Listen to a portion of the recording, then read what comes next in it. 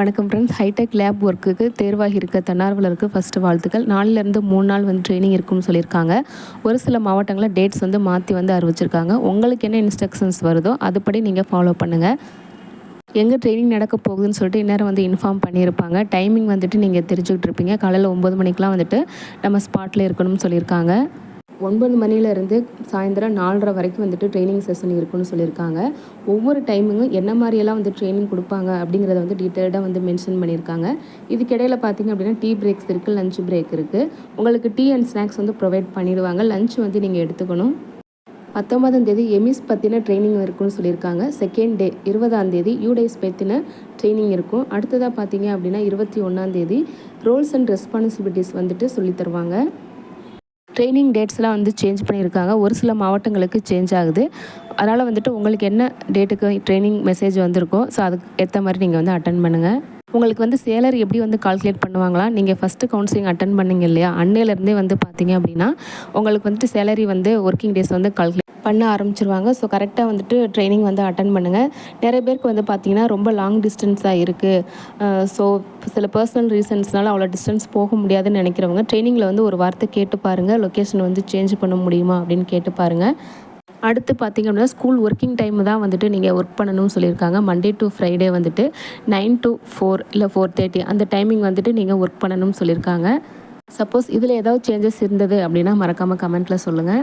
ஒரு மாதத்துக்கு எவ்வளோ நாள் லீவ் கொடுப்பாங்கன்னு சொல்லி பார்த்தீங்கன்னா ஒரு நாள் தான் வந்து லீவ் கொடுப்பாங்கன்னு சொல்லியிருக்காங்க. ஸோ ஒரு நாள் வந்து மட்டும் நீங்கள் லீவ் எடுத்துக்கலாம். ஒர்க்கிங் டேஸில் லீவ் வந்து நிறைய கிடையாது. என்றைக்கெலாம் வந்து ஸ்கூல் வந்து ஒர்க்கிங் டேவாக இருக்கோ அன்றைக்கெலாம் வந்துட்டு நீங்கள் அங்கே ஒர்க்கில் இருக்கணும்.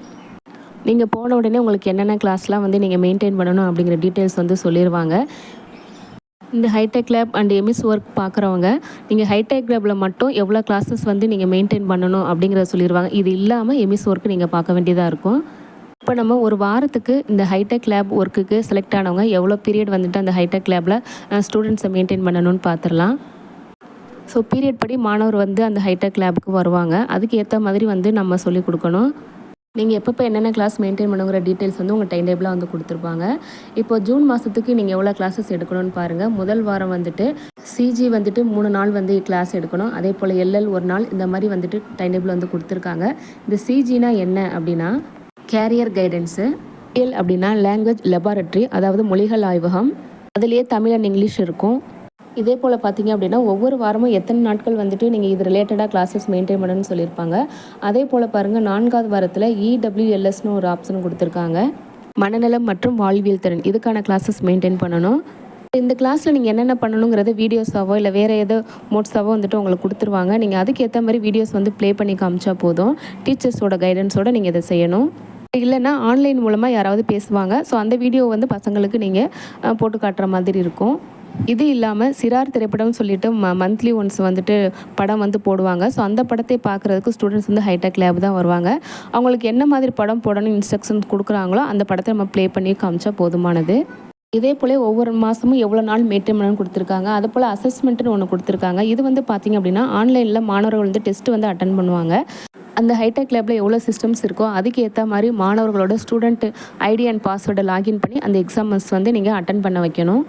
ஸோ எல்லாத்துக்குமே பார்த்திங்க அப்படின்னா சம்மந்தப்பட்ட கிளாஸ் டீச்சர்ஸ் வந்து உங்களுக்கு ஹெல்ப் பண்ணுவாங்க. எப்படி இதை பண்ணணும் அப்படிங்கிறத சொல்லிவிடுவாங்க.